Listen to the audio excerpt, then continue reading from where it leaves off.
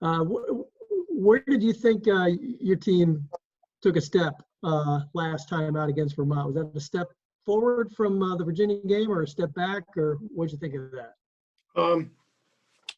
Well, I thought that against Vermont, if you look at the stats, at the offensive end of the field, we were very efficient for the number of possessions we had. We shot over 50%, which is really, really high for men's lacrosse. And then when you take consideration the number of faceoffs, I think they had 22 of 33 in the faceoffs. That normally when you see those kind of stats, ground ball shots, ground ball that's outshot us, that's usually you're going to be on the wrong end of the scoreboard. So fortunately, we were the possessions that we had on offense we were very effective, and we played decent defense at the other end for the amount of time that we had to play defense. We were we were tired at the end of the game.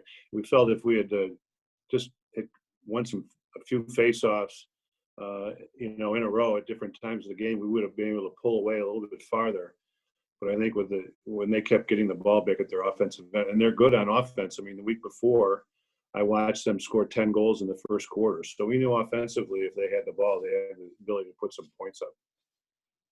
So that was a sidestep then, or a forward or back? What did you think? Yeah, I would say kind of a sidestep. I think we played really well against Virginia. I mean, and against Vermont, I think Drake Porter was a standout in that game. I think he was terrific. Because, like I said, if you looked at the stats, you might think the other team won. Thanks, Mark. Next, we go to Andrew Crane. Hey, John. Hope you're doing well. Stony Brook plays at a much quicker pace than Vermont did. I know against UMBC, they were like 27 seconds until their first shot or something like that. And they're hovering right around like 30 seconds. How different is it to prepare for a team that's going to play at a quicker pace, just in terms of like setting up your base defense or trying to figure out slides and everything? Well, we practice fairly fast during our practice time. So I don't think it'll be anything new for our defense, because there are times where we go ones versus ones. And that's what our defense sees. And, Coach Rogers does a good job of preparing the guys at that end of the field for what they're going to see. So both our offense and our defense has scout groups that mimics the opposing team's offense and defense. So I think we'll be good with that. It'll be interesting to see what the face-offs are. I'm not sure that you can play real fast if you don't have the ball a lot. So I'm hoping that we can win a higher percentage of the face-offs than Stony Brook. And then is there anything else that stood out about Stony Brook when just watching them on tape, whether their game against UMBC or when they played Hofstra? They got some guys that really stretch you. Number 34 can really bang the ball from the outside. They have one or two players that we expected to see in these games that we haven't seen yet. So I don't know if there's an injury, and I can't even speculate, with a COVID or anything like that. So we don't know if we're going to see one or two people that maybe we haven't seen in the past, at least on previous films that they've played in. Thank you. You're welcome. Thank you. Next, we'll go to Ben. Hey, John. Thanks for taking the time. What kind of player, you were there when Owen Seawolves' dad, Rob, was with the program. What kind of player was he, and how does he compare to Owen? That's a good question. Bobby was, he's a very good player, good all around. He rode well. Definitely more of an attackman than a midfielder. A little bit similar. Owen's a lot physically bigger than his father when he played.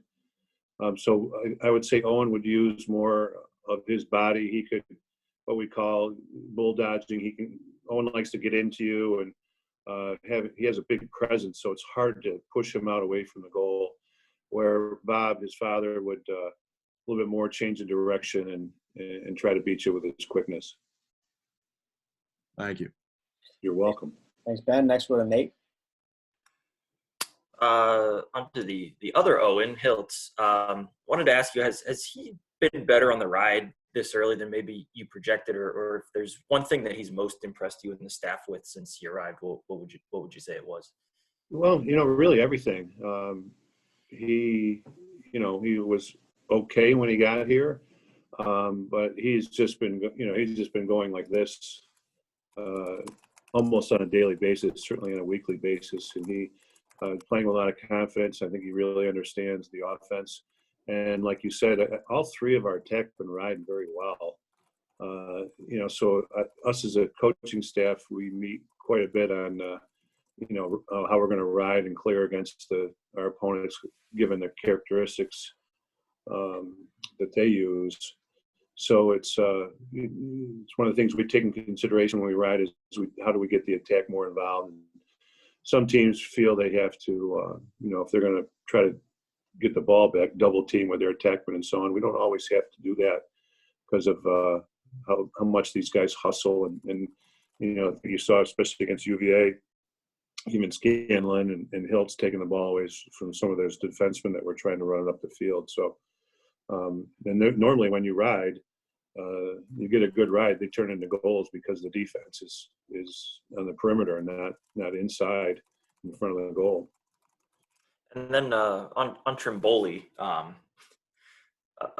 want to be careful I ask this because he's a 3-time All-American, but are you noticing teams defending him any different this year as opposed to last? Not really. Because with that first midfield, you kind of have to pick your poison. I think early in the year he got the pole, and now I guess it would probably be more of a matchup thing. What the other team feels their strengths are with their defensive midfield, or do they have to bump a close defenseman up and short one of the attackmen? Kind of depends on what each coach feels about his defense. But Jamie's doing well. It's he's like the other guys. He'll go to the goal and he'll step down if you leave him alone. Guys are looking to find him. So he's it's obviously very fortunate to have that first group. Sure. Thanks. Yep. Next we'll go back to Ben and then Trey. John, you guys aren't the only highly ranked lacrosse team on campus. The women's team has had a great start to the year. How often are you speaking with Coach Gate, and how much do you follow along with that team? Well, I think that in the past, pre-COVID, we would we'd meet in offices occasionally just to catch up, and now with COVID, there's very little overlap. We don't overlap in our practice. Games, I think the games, if we have a game the same day, they have to be 8 hours apart. So it's different this year. I haven't really seen them. I haven't watched them practice. I haven't. I've seen them a little bit on television, but very little. The year of COVID here. Thank you. Next we'll go to Trey. Hey, Coach. It's a short week this week with the Friday matchup. I just want to get any updates about any injuries or anything on your squad. Probably you probably won't see Landon Clary. He had an injury in the last game and didn't come back, and we're waiting to see. But you won't. Before I say anything more, you won't see him this game. And also, I talked to Coach Gilardi yesterday about Palinetti. He's 20 points on the year. He's dominating for the Seawolves this season. More points than Syracuse's leading point getter, Stephen Rathis. Just wanted your thoughts on him and how you're gonna be able to stop him this Friday. Well, I think you just you've got to respect him. You've got to play him tough. You don't want him to get closer to the goal. And then on the other hand, you have to know where he is all the time, because if there are others dodging, they really look to get the ball to him, because he's got great range. I mean, he can bang the ball from the outside. He'd be a 3-point shooter in basketball. So he's kind of a double threat with the dodge. He likes to work the left side more than the right side. And again, you got to know where he is when he has the ball, and you got to know where he is when he doesn't have the ball. That's all I got, Coach. Thank you. Welcome. Thank you. Next, we'll go to Andrew and then Arrow. John, kind of a different topic. This is the 50-year anniversary since Roy Simmons Jr. took over as head coach of the Syracuse program.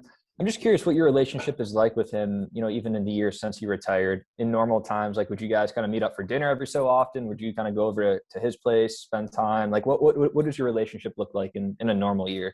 Yeah, all the above. Probably a little bit more. We'd meet for lunches, kind of, game plan a little bit, talk a little bit how the team's doing. I think he, especially with COVID, we all kind of live for the next athletic event. So I think he really looks forward to, watching the team play and his son on the sidelines. So, I would, we'd meet every so often and talk about life. Did you have any, I guess, lunch spots that you would frequent, like any go-to spots with Roy? Not really. I think that, at Drumlin's when Pascal's were there, especially during the season, it's so close. And it's easy to park and get in and get a seat. So I would say there more recently, just because of the vicinity, how close it was for me to get there. Just go to Wegmans once in a while. Great, thank you. Yep. Arrow? Coach, okay. Coach, I know you mentioned that Clary's going to be missing out on this game, but what have you seen from him in the first 3 games? I know he kind of got thrust into a little bit bigger of a role. Yeah, well, I think he has a great future here at Syracuse. Very athletic, fearless in the ground balls. He doesn't care who's around, or if he's about to get checked or hit, he's going to go after the loose ball, which makes him big on the wing on the face-off, and getting much better in the package. It always takes a little while for guys to come in and understand the defense and anticipate and react. And he's gotten much better at that. So he's going to have a bright future here. He can play. He's another one that I think can play 2 positions, especially his freshman year. When we weren't asking a lot of him, we would bring him down and play close defense and play up top. And he's actually doing very well at close defense. Is that something that you guys kind of look for when recruiting guys that can kind of play both, or is that just kind of how it's worked out? I think it's a bonus. I think anytime you see somebody that's really athletic, it's depending on what position they naturally played in high school, or in some cases they did both in high school, it makes an easier adjustment when they go to college.